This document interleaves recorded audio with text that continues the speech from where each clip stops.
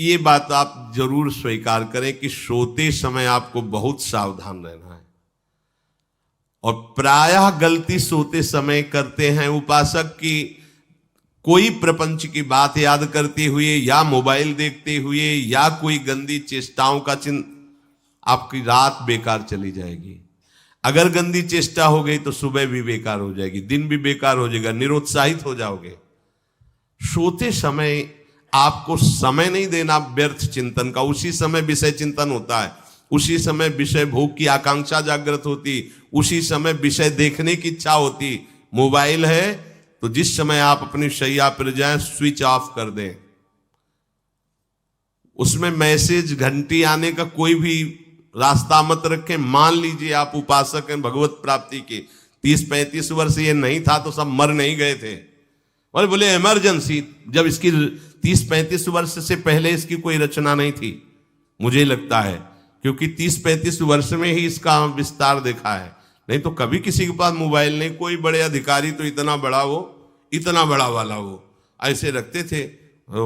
नहीं तो मोबाइल तो हमें लगता है 30-35 वर्ष। तो फिर इमरजेंसी कैसे चलती थी? कैसे चलती थी इमरजेंसी? और आप ब्रह्मा हो क्या कि इमरजेंसी संभाल लोगे? स्विच ऑफ करो।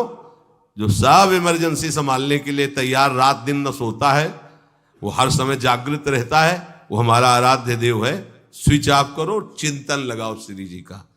ये जो रात्रि के शयन के समय मोबाइल में इधर उधर दृश्य देखने हैं, अपने सर्वनाश का बीज बोना है। मान लो, हमारी प्रार्थना मान लो, ये उस समय मन आपको परेशान करेगा जब कमरे की सिटकिनी अंदर से बंद होगी। सबसे प्रार्थना है रात्रि के शयन के समय। तो बोले फिर ठीक है 10 बजे तक देख लेंगे मोबाइल, इसके बाद शयन के समय भजन कर लेंगे। होगा ही नहीं। क्या तुम देखना चाहते हो? प्रिया प्रीतम के सिवा और कुछ क्या देखना चाहते हो? वो तो सुभग सुंदरी सहज सिंगार, सहज शोभा सर्वांग प्रति सहज रूप वृषभानुनंदिनी। हमारी स्वामिनी जी की सुंदरता छुपाने के लिए आभूषण पहनाए जाते हैं, औरों को तो आभूषण सुंदरता बढ़ाने के लिए। यहां छवि के छिपाए बे को ऐसे के दास होके क्या देखोगे मोबाइल में? क्या देखना चाहते हो? वासना की क्रीड़ा, और तुम उस क्रीड़ा को देखना चाहते हो। परमार्थ के पथिक हो। देखना है तो प्रभु को देखने की वृत्ति रखो, अन्यथा मूंद लो आंखें। प्यारे, महान फल प्राप्त करोगे। सबसे प्रार्थना है एकांत में मोबाइल रूपी दुश्मन से बचो। क्योंकि जब आप गंदी बात कहीं देखोगे तो आपके अंदर वैसे ही चिंतन बनेगा। वो ऐसे ही लगेगा, मैं भी ऐसा करूं, मैं भी ऐसा भोगूं, मैं भी ऐसा देखूं। मान लीजिए आप, जब हमारे शास्त्र कहते हैं कि पशु पक्षियों के मैथुन को भी नहीं देखना है, अगर ऐसा एक बार दृष्टि पड़े तो मानसिक प्रणाम करके दोबारा दृष्टि ना देना। और आप मोबाइल में ऐसी चेष्टाएं देखोगे, कैसे आप भगवत भजन करोगे?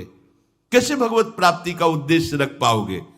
ये कलयुग की बहुत महीन चाल है कि उसके बिना काम नहीं चलेगा और हम तुम्हें काम से युक्त कर देंगे।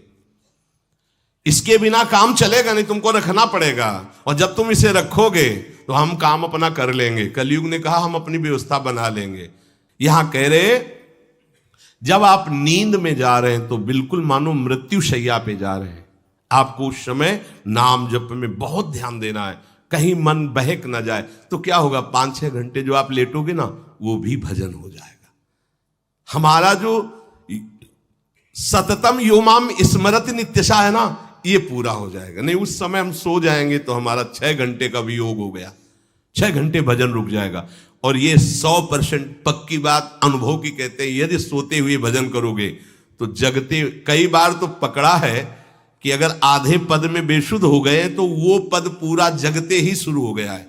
मतलब बीच में स्थिति भागवती की रही। जैसे बेहोश करते समय हमने कहा था, जब ऑपरेशन के हमें बता देना, तो उनका बाबा अब इंजेक्शन लगाने वाले हैं, तो वो 1 मिनट हमें केवल दीजिए, अपनी चित्तवृत्ति। तो जब होश आया तो वही पहले चिंतन चल रहा था, वही चिंतन। जैसे सोने के समय हम बेहोश हुए तो जगने के समय वही चिंतन, ऐसे ही इंजेक्शन से जब बेहोश हुए और जब होश आया तो वही चिंतन चल। बहुत बड़ा चमत्कार अभ्यास का है। नींद खुले तब से लेकर गाढ़ नींद आने तक स्मरण में कभी रुकना नहीं। और आपको एक छूट दे रहे हैं। कभी कभी क्या होता है कि एक मंत्र में, एक नाम में जैसे बहुत देर अभ्यास करते हैं तो मन उबने लगता है। इसका स्वभाव है, ये अनुभव की बातें कहते हैं। इसका स्वभाव है नवम नवम, नहीं तो ये मतलब, तो इसको हम लोगों ने कैसे फंसाया है।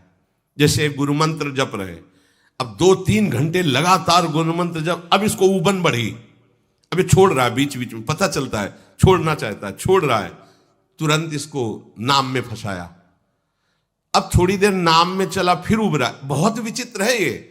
अब उसको फंसा दिया। उस पीछे की बात अभ्यास के समय, नमामि शमीशान निर्वाण रूपम विभुम व्यापकम ब्रह्मवेद स्वरूपम। चिंतन, पदगान करे, ये भगवान शिव पदगान कर रहे हैं और उसका चिंतन, निर्वाण रूपम विभुम व्यापकम ब्रह्मवेद स्वरूपम।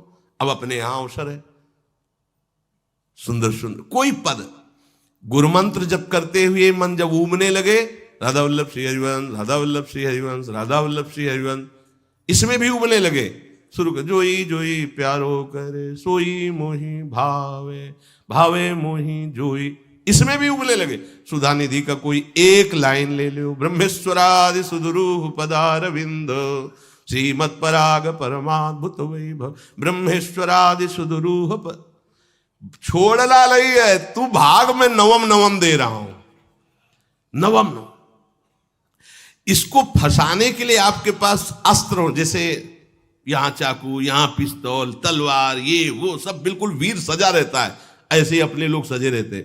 छोटा राधा, अब एकदम चिपक गया आके तो कैसे मारे, तो छोटी चाकू है ना वैसे, राधा राधा राधा, थोड़ा दूरी राधा वल्लभ श्री हरिवंश, थोड़ा और दूरी गुरु मंत्र, बड़े बड़े अस्त्र अपने पास रख ले, बहुत भाग रहा है तो फंसा दिया। प्रथम यथावति प्रणव श्री, अब लग पूरा पदगा, पूरा पदगा उसमें लग, प्रथम यथामति प्रणव। भोजन पाते समय ऐसा अभ्यास किया है, 1 घंटा के पहले भोजन नहीं होता, चाहे 2 रोटी पाना हो, समय लगता है भोजन, आराम, एक एक नाम, एक एक, कुछ भी हल्ला मचाओ, कोई फर्क नहीं पड़ेगा, अपना चलेगा। अभ्यास स्नान के समय, भोजन के समय, किसी क्रिया के करते समय, किसी से बात करते समय, सोते समय, ये विशेष स्थान जहां में सावधान रहना है। यहां भजन छूटता है, ध्यान देना, यही भजन छूटता है। चलते समय, क्रियावान होते समय, प्रसाद पाते समय या किसी से बतराते समय, ये सब भजन के छूटने के स्थान है और यहीं पकड़ना है भजन को। जब आपको बिल्कुल न लगे तो मानसिक सब बंद कर दो और गुनगुनाने लगो, जो धुनी आपको अच्छी लगे उसी में नाम, कोई नाम लेके, संसार का चिंतन न होने पावे, चाहे जो कुछ तुम जहां तुम्हारा मन आवे, गंगावरी गोदावरी, कुछ भी भागवतिक चिंतन के सिवा संसार के चिंतन न होने पाए। पहले ऐसे अनन्य बनो, फिर बाद में अनन्यता आती, रसना कटो जो अनरट। हाँ भी विषय चिंतन कर रहे हैं, प्रपंच कर रहे हैं, बोले रसना कटो जो अनरटो, और नहीं बोल सकते, प्रपंच बोलेंगे बस, रसना कटो, ये शब्द वहां नहीं आते। पहले हम आपको छूट देते, भक्त चरित्र, भगवान की चरित्र, नाम कीर्तन मंत्र, जो भी चाहो, संसार का चिंतन मत होने देना, पहले ये पकड़ो, फिर आगे चल करके जब पवित्र हृदय होगा तब ये निष्ठा आती, रसना कटो जो अन रटो, निरखियन फुटो नयन। मान लो संसार का चिंतन नहीं करने देना है इसको, आप जैसे बने वैसे करो भागवतिक चिंतन, कोई नाम ले लो, कोई मंत्र ले लो, तुम्हें जो प्रिय लगे। हम छूट देते हैं, ये हम नहीं करें कि रसना कटो जो अन रटो, ये बाद की बात है। हमें पहले इसका संसार चिंतन रोकना है। कैसे छूटेगा, कैसे छूटेगा, हमें यह पकड़ना है। नहीं तो निष्ठा की बात, जो हरि नाम जगत त्रिशिरोमणि वंश बिना कबहू, हरिवंश बोलेंगे नहीं, हरि बोलना नहीं है, हरि बोलना नहीं, क्योंकि जो हरिनाम जगत त्रिशिरोमणि वंश बिना, और हरिवंश बोलना नहीं है क्योंकि प्रपंच में रति। तो क्या करो, जो तुम्हें प्रिय लगे पहले उसे पकड़ो, ये हम अंदर की बात करें, प्रवचन की बात नहीं कह रहे। मन को फंसाना है हमें। राम कृष्ण हरि जहां लगे इसको लगा, पहले इसको फंसाओ, संसार का चिंतन न होने दे। गीता भागवत भक्त चरित्र कुछ भी कहीं भी इसे फंसाओ, पहले संसार का चिंतन न होने दो, फिर लाओ इसको घुमा के निकुंज वाटिका में। फिर तो भागेगा ही नहीं, फिर नहीं भागेगा। अब सीधे निकुंज वाटिका में किसी महाभाग्यशाली गुरु आश्रित का लगेगा, अन्यथा बहुत प्रपंची मन है। आप आश्रय इधर का लोगे, प्रपंच का चिंतन करोगे, बात बनेगी नहीं। चिंतन छोड़ना है हमें, जैसे बने तैसे संसार का चिंतन छूट जाए तो हम विजय को प्राप्त होंगे। ध्यान दीजिए, इस परमात्म तत्व को वही प्राप्त कर पाता है जिसका राग बीत गया है, खत्म हो गया है, वैराग्यवान। ज्यादा परिश्रम नहीं है वैराग्य में, विवेक नहीं होने के कारण हम वैराग्य नहीं धारण कर पाते। हम बाहरी बातों को वैराग्य ले लेते हैं, ऐसा कपड़ा बदल लेना या कपड़ा ना पहनना या लौकी का कमंडल, मिट्टी का पात्र, तो हम अपने को वैरागी। बात यहां नहीं रुकेगी। वैराग्य का इतना ही मतलब नहीं, ये भी एक बाह्य अंग है वैराग्य का, पर वैराग्य का सच्चा स्वरूप है वीतरागा। कहीं कुछ भी अच्छा नहीं लग रहा, कोई भी सुख आकर्षित नहीं कर रहा, लोक लोकांतर की प्रतिष्ठा, मान, सुख, ऐश्वर्य, व्यक्ति, कुछ अच्छा नहीं। राग खत्म हो गया। ऐसा उस अक्षर ब्रह्म को, अविनाशी तत्व को जान पाता है। जगते भयो फिरे बैरागी। जैसी हरिवंश प्रपंच बंच सब ये काल ब्याल को खायो। हालत यह है कि जैसे सांप ने मेढक को पकड़ रखा और मेढक सामने पतिंगा को, कीड़े को पकड़ना चाहता है। उसे यह पता नहीं कि मैं खुद किसी का कवल बन चुका हूं, वो एक झटके में मुझे अपने पेट में ले जाएगा। ऐसे ही हम सब हैं, काल के द्वारा ग्रसित है। काल ने हमें पकड़ रखा है, पर हम भोग भोगना चाहते हैं। हम नाना प्रकार की मान प्रतिष्ठा पाना चाहिए, ये पता नहीं एक झटके में हमारा अस्तित्व ही खत्म हो जाएगा। जिनके अंतःकरण में किसी भी व्यक्ति, वस्तु, स्थान, पद, प्रतिष्ठा का राग ही नहीं रह गया है, उसे कहते हैं वैराग्यवान। वीतरागाः, राग ही नहीं है। जिनका अंतःकरण निष्पाप निर्मल हो चुका है, जिनके हृदय में केवल भगवत प्राप्ति की उत्कट लालसा जागृत हो गई है, ऐसा साधन संपन्न उपासक परमात्म तत्व में प्रवेश पाता है। अध्यात्म मार्ग की ऊंचाई पर वो स्थित हो जाता है। यदि छंतु ब्रह्मचर्यम चरंती, जिनकी इच्छा एकमात्र भगवत प्राप्ति की है, यदि छंतो, तो उनको क्या करना होगा? ब्रह्मचर्यम चरंती, ब्रह्मचर्य का पालन करना होगा। प्रत्येक इंद्रियों का निर्विषय हो जाना वास्तविक ब्रह्मचर्य है। केवल जनेन्द्रिय से ही ब्रह्मचर्य को नहीं लेते। हमारी प्रत्येक इंद्रिय भोगों से रहित होकर भगवत अनुराग में, नेत्र प्रभु को देखना चाहते हैं, त्वगेंद्री प्रभु को स्पर्श करना चाहती है, घ्राणेन्द्री प्रभु के श्री अंग की गंध पाना चाहती है, श्रवणेन्द्री प्रभु के वचन सुनना चाहती है। एक एक इंद्रिय अपने प्रभु में लग गई, अंतर्मुख हो गई, बाहर विषयों का त्याग हो गया। इसे ब्रह्मचर्य कहते हैं। पर प्रारंभिक ब्रह्मचर्य में जनेन्द्रिय का ब्रह्मचर्य अत्यंत आवश्यक है। यदि जनेन्द्रिय जन्य व्यभिचार दोष से युक्त है तो कदापि उसे भगवत प्राप्ति नहीं हो सकती। शुभ गति व्यभिचारी शुभ गति चाहे असंभव। और भगवत मार्ग में सबसे बड़ा दुश्मन यही व्यभिचार दोष है, काम। इसी से हमारा हृदय मलिन होता रहता है, अंधा बटे और पड़ा चबाए वाली दशा रहती। कहते हमें 50 वर्ष हो गए। अरे 50 जन्म हो जाए तुम व्यभिचार करो, गंदी बातें करो, गंदे चिंतन करो, सो समय व्यतीत कर, अनंत जन्म व्यतीत हो गए, भगवत प्राप्ति हुई क्या? 50 वर्ष से भगवत प्राप्ति हो जाएगी क्या? 5 मिनट काफी है भगवत प्राप्ति में, एक बार नाम काफी है। वो स्थिति तो लाओ। बार बार बहिर्मुख वृत्तियों के द्वारा विषयों में सुख बुद्धि कर लेने से हमारा सारा का सारा अध्यात्म चिंतन बदलता रहता है, इसलिए लाभ नहीं मिल पाता, एक रस चिंतन नहीं रह पाता। बार बार विक्षेपी विषय करते रहते हो, हम सहते रहते हैं और भोगते रहते हैं। एक बार तो हिम्मत करके उठो, अब लो नशानी अब ना नशई हो, एक बार तो दृढ़ बनो। बस मन के अनुकूल चलने की बात को तुम्हें रोकना होगा, तभी तुम्हारे अंदर यदि क्षण तो ऐसी इच्छा जागृत होगी।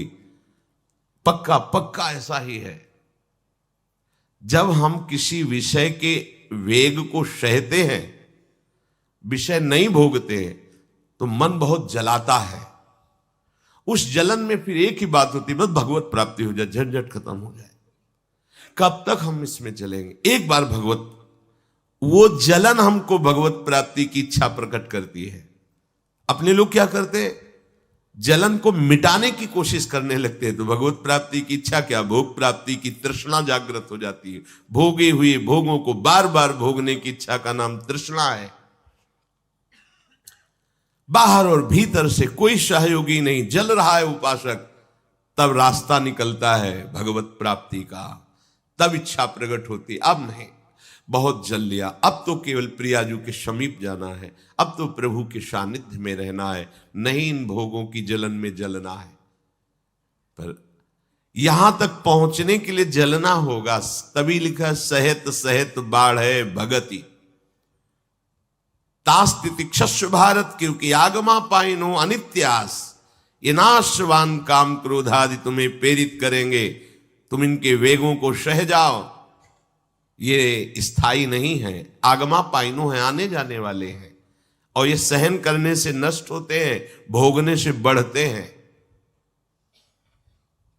यदि क्षंतो, अगर भगवत प्राप्ति की इच्छा है तो ब्रह्मचर्यम चरंती, ब्रह्मचर्य का पालन करना ही होगा, इसमें कोई गुंजाइश नहीं, क्योंकि आप चल ही नहीं सकते। ध्यान से सुन लो, ये मनोरंजन का मार्ग नहीं है, इसमें मन ही मार तनहारिक वृंदावन में गाज, इसमें मन मारना होगा।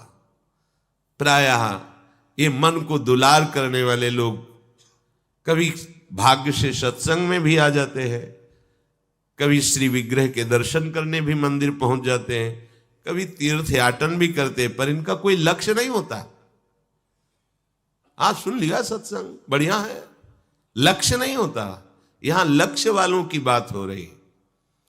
यदि क्षण तो, यदि तुम्हारी ऐसी इच्छा जागृत हो रही किसी जन्म में भगवत प्राप्ति करनी, तो ब्रह्मचर्यम चरंती, आप सच्ची मानिए, जिसके निकालने में तुमको सुख की अनुभूति हो रही, उसको रोकने में कितनी सुख की अनुभूति होगी।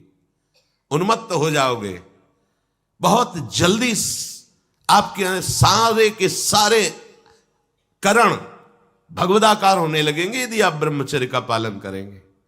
शरीर स्वस्थ, हल्का, मन